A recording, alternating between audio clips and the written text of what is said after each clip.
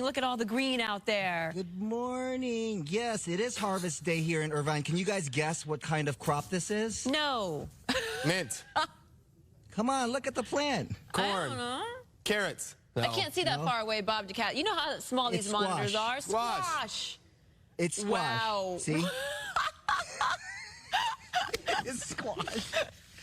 And there's lots of squash here. Let me tell you, it just goes acres and acres and acres and acres. And yes, they're going to be picking all of this squash today, and it's going to be going to families in need. So this is the Harvest Solutions Farm in Irvine, an amazing place. I've been here before when they were pulling cabbage from the ground. And now Hannah's here to tell us what's going to be happening here today. You've got volunteers. You need the volunteers, right? How much squash are we looking at today that will be pulled from this harvest? We're looking at 10 to 15,000 pounds of produce that we're going to harvest today with volunteers. Amazing when you see this, because you were telling me that this was planted just a couple of weeks ago. Yes, we plant from seed out here, so it takes about 65 days for these plants to grow into a mature crop that we can start harvesting.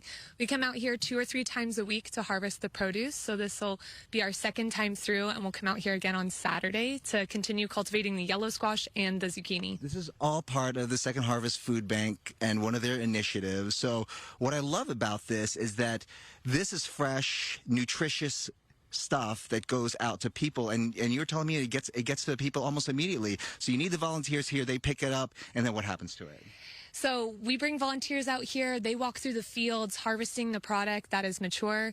It gets loaded up onto one of our Second Harvest Food Bank trucks and delivered to the many partners in Orange County. We have over 250 partners that serve as places of distribution. So this product can go to those who are experiencing food insecurity or nutritional insecurity. I came out here, I was expecting watermelon, because they said there was going to be watermelon here, which I do love. You were telling me that you do have melons here. What other kinds of crops do you have here? And I asked you about the squash because I'm like, do people like the squash?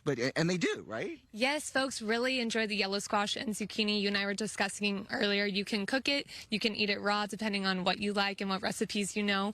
We also have bell peppers that we're growing and harvesting in the field all through the summer. And we start our watermelon and honeydew melon harvest this week. We're very excited. We have seedless varieties, mini watermelon. We have a yellow flesh watermelon along with red flesh. So very exciting crops for this summer. And lastly, Hannah, how critical are the volunteers to all of this? I mean, this is a vast, vast field, and there's so much more of this. Yeah, we're harvesting over an acre a week typically, and so our volunteers are the most important thing out here. They're the folks who are showing up every day essentially to come out here, planting, weeding, harvesting. They pull up irrigation. They are what makes this project so successful. We're also in collaboration with the UC South Coast Research and Extension Center and a local farmer by the name of A.G. Kawamura.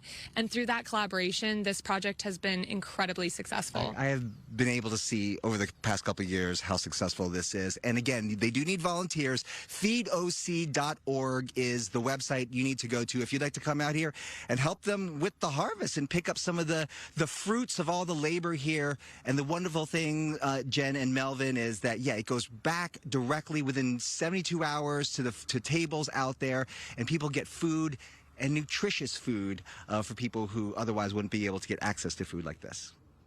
Can I ask you a question? What can't you do? And now he has a green thumb. I don't know. I know. We send you everywhere. You're amazing. I was asking Hannah about squash and whether or not you can eat squash raw, right? Because I've never had. So I've never cooked a squash. Oh, I don't know. I don't know about that. Okay, I'm not a chef. I'm the farm manager out here. That's my expertise. But you can easily cut it and saute it with onions, maybe some garlic if you like that. It's very simple, salt and pepper.